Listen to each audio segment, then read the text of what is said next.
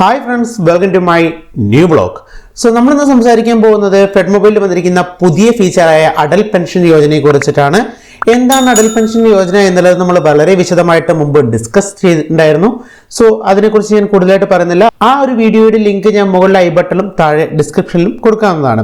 So കഴിഞ്ഞ ദിവസമാണ് fed mobile Atal pension Yojana എന്നുള്ള ഫീച്ചർ വന്നിരിക്കുന്നത്. 2 മിനിറ്റ് കൊണ്ട് നമുക്ക് ഈ ഒരു പ്രോസസ് കംപ്ലീറ്റ് ചെയ്യാവുന്നതാണ്. സോ എങ്ങനെയാണ് Atal pension Yojana fed mobile വഴി എടുക്കുക എന്നുള്ളത് നമുക്കൊന്ന് നോക്കാം. Let's start. സോ ഇതിനായിട്ട് ആദ്യം നമ്മൾ ഫെഡ് മൊബൈൽ ഓപ്പൺ ചെയ്യുക. അതിനുശേഷം ജസ്റ്റ് ഒന്ന് സ്ക്രോൾ ചെയ്യുക. താഴെ അതർ സർവീസസ് എന്ന് പറയുന്ന ഒരു സെക്ഷൻ കാണാവുന്നതാണ്. ഇതിന്റെ കീഴിലായിട്ട് നമുക്ക് മാർക്കറ്റ് പ്ലേസ് എന്ന് പറയുന്ന ഒരു ഓപ്ഷൻ കാണാവുന്നതാണ്. ജസ്റ്റ് അതൊന്ന് ക്ലിക്ക് ചെയ്യുക. സോ വന്നിരിക്കുന്ന പേജിൽ നിന്ന് നമുക്ക് അടൽ പെൻഷൻ യോജന എന്ന് പറയുന്ന ഐക്കൺ കാണാവുന്നതാണ്. ജസ്റ്റ് അതൊന്ന് ക്ലിക്ക് ചെയ്യുക. ഇപ്പോൾ ഓവർവ്യൂ എന്ന് പറഞ്ഞാൽ അടൽ പെൻഷൻ യോജനയെ കുറിച്ചുള്ള ഡീറ്റെയിൽസും അതിന്റെ ബെനിഫിറ്റ്സും കാര്യങ്ങളൊക്കെ നമുക്ക് പേജിൽ കാണിച്ചിട്ടുണ്ട്. നിങ്ങൾ ജസ്റ്റ് ഒന്ന് സ്ക്രോൾ ചെയ്യുക. അപ്പോൾ താഴെ നെക്സ്റ്റ് എന്ന് പറയുന്ന ഒരു ഓപ്ഷൻ കാണാൻ കഴിയുന്നതാണ്. അതിൽ ക്ലിക്ക് ചെയ്യുക.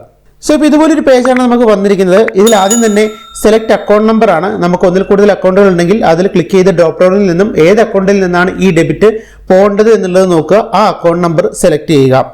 തുടർന്ന് സെലക്ട് പെൻഷൻ എമൗണ്ട് എന്ന് കാണാം.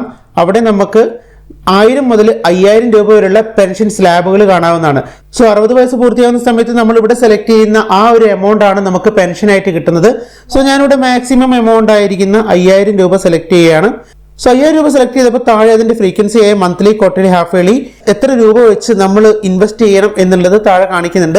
സോ നമ്മൾ മന്ത്ലി സെലക്ട് ചെയ്യുകയാണെങ്കിൽ എല്ലാ മാസവും മന്ത്ലി ഈ പറഞ്ഞിരിക്കുന്ന ഒരു എമൗണ്ട് നമ്മുടെ അക്കൗണ്ടിൽ നിന്ന് ഡെബിറ്റ് ആവുന്നതായിരിക്കും. ക്വാർട്ടർലി ആണെങ്കിൽ ഓരോ ക്വാർട്ടറിലായിരിക്കും ഈ ഒരു എമൗണ്ട് ഡെബിറ്റ് ആവുക. ഹാഫ് ഇയർലി ആണെങ്കിൽ ഓരോ 6 മാസം കൂടുമ്പോഴും ഈ ഒരു എമൗണ്ട് നമ്മുടെ അക്കൗണ്ടിൽ നിന്ന് ഡെബിറ്റ് ആയിട്ട് പോകുന്നതാണ്. ഇതിൽ നിങ്ങൾക്ക് എങ്ങനെയാണ് കോൺട്രിബ്യൂട്ട് ചെയ്യാൻ പറ്റുന്നത് നോക്കിയിട്ട് അതിനനുസരിച്ച് monthly, quarterly, half yearly select ചെയ്യേണ്ടതാണ്. ഇനി അടുത്തായിട്ട് മാരിറ്റൽ സ്റ്റാറ്റസ് സെലക്ട് ചെയ്യേണ്ടതാണ്. സോ ഇവിടെ അൺമാരിഡ് ആൻഡ് മാരിഡ് എന്നുള്ള 2 ഓപ്ഷനാണ് ഉള്ളത്. നിങ്ങൾ മാരിഡ് സെലക്ട് ചെയ്യുകയാണെങ്കിൽ ഇവിടെ ഒരു പോപ്പപ്പ് ബോക്സ് വന്നിട്ടുണ്ട്.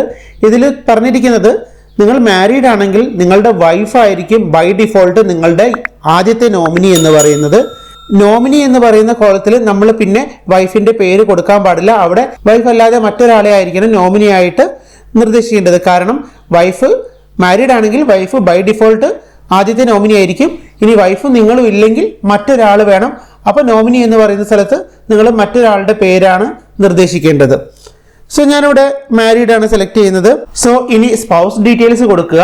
സ്പൗസ് ഡീറ്റെയിൽസ് കൊടുത്തതിന് ശേഷം താഴെ നോമിനി എന്ന് പറയുന്ന ഒരു ഓപ്ഷൻ കാണാം. അവിടെ ഞാൻ നേരത്തെ പറഞ്ഞ പോലെ സ്പൗസ് അല്ലാതെ മറ്റൊരാളെ നോമിനിയായിട്ട് നിർദ്ദേശിക്കുക.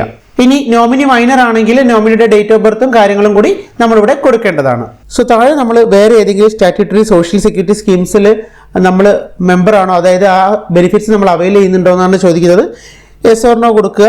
അതിനുശേഷം നമ്മളോട് അടുത്ത് ചോദിക്കുന്നത് ഇൻകം ടാക്സ് പെയർ ആണോ. അപ്പോൾ നിങ്ങൾ ഇൻകം ടാക്സ് അടയ്ക്കുന്ന ഒരാളാണെങ്കിൽ ഈ സ്കീം യൂസ് ചെയ്യാൻ പറ്റില്ല. നമ്മൾ യെസ് സെലക്ട് ചെയ്താൽ ഇതുപോലെ ഒരു എറർ പോപ്പപ്പ് ആണ് വരിക. സോ നിങ്ങൾ ഇൻകം ടാക്സ് അടയ്ക്കുന്ന ആളാണെങ്കിൽ യെസ് കൊടുക്കുക. ഈ ഒരു സ്കീമിൽ ജോയിൻ ചെയ്യാൻ പറ്റുന്നില്ല. നോ ആണെങ്കിൽ നിങ്ങൾക്ക് കണ്ടിന്യൂ ചെയ്യാവുന്നതാണ്. അടുത്തതായിട്ട് ഫഡ്ക CSR ആപ്ലിക്കബിൾ ആണോ ചോദിക്കുന്നുണ്ട്. ഫഡ്ക CSR സ്റ്റാറ്റസ് യെസ് ആണെങ്കിൽ നിങ്ങൾക്ക് ഈ ഒരു സ്കീമിൽ ജോയിൻ ചെയ്യാൻ പറ്റുന്നില്ല. നോ ആണെങ്കിൽ നിങ്ങൾക്ക് കണ്ടിന്യൂ ചെയ്യാവുന്നതാണ്. തുടർന്ന് നമുക്ക് ടേംസ് ആൻഡ് കണ്ടീഷൻസും ഡിക്ലറേഷൻസ് ഒക്കെ നിങ്ങൾക്ക് അവിടെ ക്ലിക്ക് ചെയ്ത് വായിച്ചു നോക്കാവുന്നതാണ്. അതിനുശേഷം ആ ടിക്ക് ബോക്സ് മാർക്ക് ചെയ്യുക. അതിനുശേഷം താഴെയുള്ള സബ്മിറ്റ് എന്ന് പറയുന്ന ബട്ടൺ ക്ലിക്ക് ചെയ്യുക. ഇപ്പൊ കൺഫർമേഷൻ പേജ് വന്നിട്ടുണ്ട്. ഇവിടെ നമ്മൾ ഇതുവരെ കൊടുത്തിരിക്കുന്ന എല്ലാ ഡീറ്റെയിൽസും കാണിച്ചിട്ടുണ്ട്. ഈ ഡീറ്റെയിൽസ് ഒക്കെ നിങ്ങൾക്ക് ഓക്കെ ആണെന്നുണ്ടെങ്കിൽ താഴെയുള്ള സബ്മിറ്റ് ബട്ടൺ ക്ലിക്ക് ചെയ്യുക. ഇപ്പൊ ഇതുപോലൊരു MPIN പേജാണ് നിങ്ങൾക്ക് മുന്നിൽ വന്നിട്ടുണ്ടാവുക. ഇവിടെ നിങ്ങളുടെ MPIN എൻ്റർ ചെയ്യുക. സോ നിങ്ങൾ സക്സസ്ഫുൾ ആയിട്ട് അടൽ പെൻഷൻ യോജന സ്കീമിൽ എൻറോൾ ആയിട്ടുണ്ട്. ഇപ്പൊ താഴെ പ്രാൻ നമ്പർ കൊടുത്തിട്ടുണ്ട്. പെർമനന്റ് റിട്ടയർമെന്റ് അക്കൗണ്ട് നമ്പർ എന്നാണ് അതിന്റെ പേര്. ആ ഒരു നമ്പർ, അക്കൗണ്ട് നമ്പർ നിങ്ങൾക്ക് കിട്ടിയിട്ടുണ്ട്. അത് നിങ്ങൾ നോട്ട് ചെയ്ത് വെക്കുക.